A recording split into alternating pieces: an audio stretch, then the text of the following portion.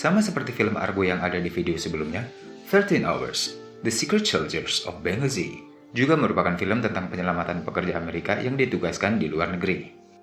Kali ini, misinya adalah melakukan penjagaan pada dua fasilitas pemerintahan luar negeri yang berada di Benghazi, Libya. Fasilitas itu sendiri terdiri dari komplek diplomat dan sebuah markas CIA yang biasa mereka sebut Annex. Film action yang berdasarkan dari buku yang berjudul 13 Hours ini disutradai oleh Michael Bay.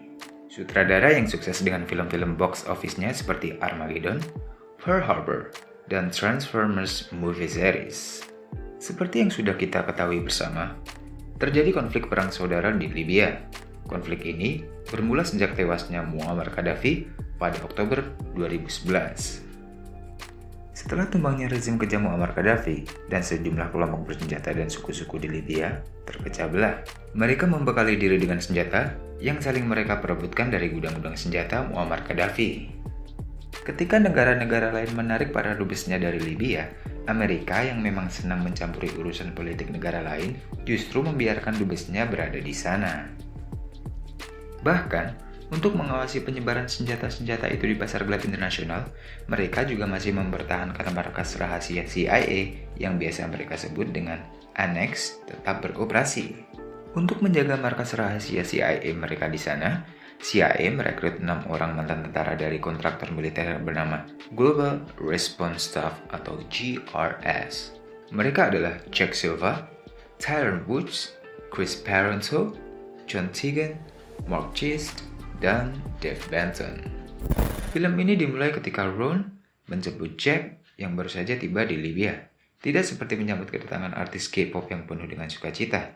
Kedatangan mereka justru disambut dengan todongan senjata oleh kelompok bersenjata yang dikenal dengan nama Ansar al-Sharia.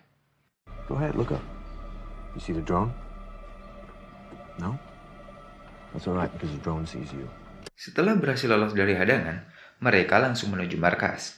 Setibanya di sana, Ron mengenalkan Jack pada Bob dan anggota tim kontraktor militer lainnya. Bob merupakan kepala operasi CIA yang sebenarnya tidak begitu cocok dengan keberadaan anggota tim ini di Annex. Truth is, there is no real threat here. We won the revolution for these people. The more guns there are here, the more likely there is to be a misunderstanding. Kali ini, mereka ditugaskan untuk mengawal agen CIA Sona yang akan melakukan pertemuan dengan target CIA. Sayangnya, pertemuan mereka terbongkar dan dikejar oleh kelompok bersenjata. Walaupun tak setegang kejar-kejaran pada film Bollywood, namun mereka tetap berhasil lolos. This is my second war tour. I know what I'm fucking doing. Well, this is my 12th. Watch out!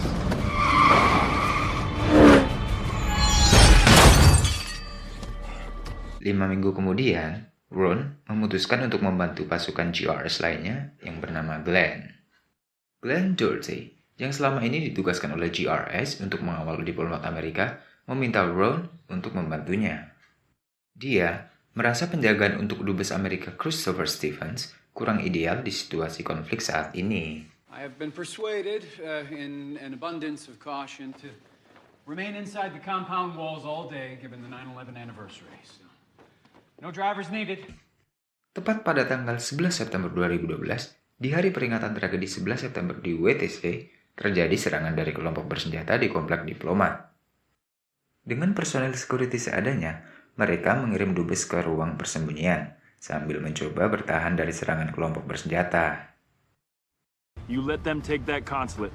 Where do you think the next target's gonna be? Annex, we need your help. If you do not get here soon, we are all gonna fucking die. Bob sempat menghalangi Ron yang ingin pergi memberikan bantuan, karena menurutnya kedutaan di luar yurisdiksi dan wewenang CIA. Bob berpikir untuk menyerahkan tanggung jawab perlindungan kepada 17 Februari, yang merupakan satu-satunya kelompok bersenjata militan pro-Amerika. Listen up! None of you have to go. But we are the only help they have. Dengan membawa informan lokal yang bernama Amal, tim GRS tetap mengabaikan Bob untuk menyelamatkan dubes. Di lain tempat, Oz yang sedang menjalani misi dengan agen Sona segera kembali ke markas untuk menyiapkan pertahanan. We're gonna harden our defenses here in C. This is gonna be our fallback. Hey, lock this building down. You. Let's go. Sementara itu, tim GRS yang dalam perjalanannya mendapatkan bantuan dari pro-militan berhasil melewati serangan kelompok bersenjata. Mereka terbagi menjadi dua tim.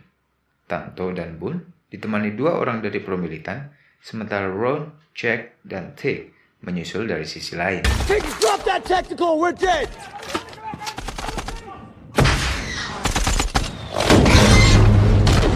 Setibanya mereka di sana, komplek diplomat sudah terbakar. Dubes Christopher Stevens dan ahli IT Sean Smith terjebak di dalam setelah terpisah dengan security diplomat yang menjaganya. Setelah melakukan pencarian, jasad Sean Smith berhasil ditemukan, sedangkan nasib dubes yang tidak berhasil ditemukan dipastikan juga tidak akan selamat. Belakangan, diketahui dubes tidak akan selamat karena terjebak dalam asap. Selagi pasukan GRS dan pro-militan bertahan dari serangan kelompok bersenjata, para staf kedutaan membawa jasad Sean Smith menuju aneks. No! Left! Go left! Go left!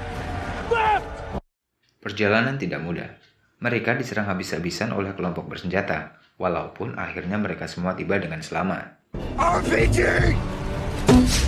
Coming in!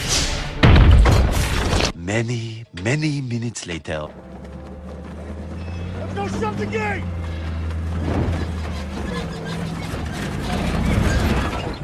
Pasukan GRS yang berhasil bertahan dari serangan segera menuju ke aneks untuk melanjutkan membangun pertahanan di sana.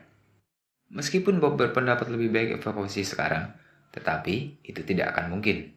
Melewati situasi saat ini dengan meninggalkan markas adalah pilihan yang buruk. Bagi Ron, pilihan terbaik sekarang adalah bertahan. Tig, I want you on Building D. Building A, Tonto Boone. Building B, DS guys, that's your territory. Odds, Tower 1, Zombieland. Go, hit it! Serangan gelombang pertama mulai dilancarkan. Mereka berhasil memukul mundur penyerang tanpa ada korban dari pasukan GRS. Sementara itu, Glenn yang bertugas di kedutaan telah tiba di Bandara Internasional Benghazi untuk memberikan bantuan evakuasi. Namun hal itu terkendala dengan birokrasi pemerintahan Libya. Bahkan, pihak pemerintah Amerika Serikat pun masih ragu untuk mengirimkan bala bantuan. General, this could be a hostile airport, so we are considering every option. Understood. It's a fluid situation. Serangan kedua kembali dimulai, kali ini dengan jumlah yang lebih banyak. Dan sama seperti sebelumnya, para penyerang itu pun gagal menembus pertahanan aneks. You got big ordnance coming out of there. Hit the bus!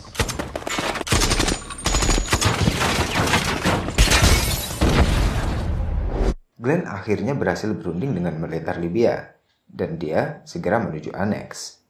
Matahari sudah mulai terbit di saat pasukan Glenn tiba di sana. Namun sayangnya, penyambutan hangat tidak hanya dilakukan oleh orang-orang di markas, tapi juga dengan mortar yang dilepaskan oleh kelompok bersenjata. Tidak hanya itu, pihak militer Libya yang datang bersama Glenn meninggalkan mereka karena ketakutan.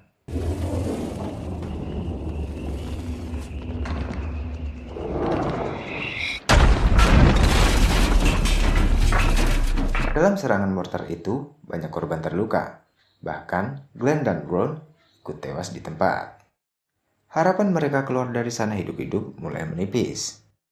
Apalagi, mulai terlihat dari kejauhan serombongan kendaraan dengan persenjataan lengkap mendekati markas sambil mengarahkan senjatanya ke mereka.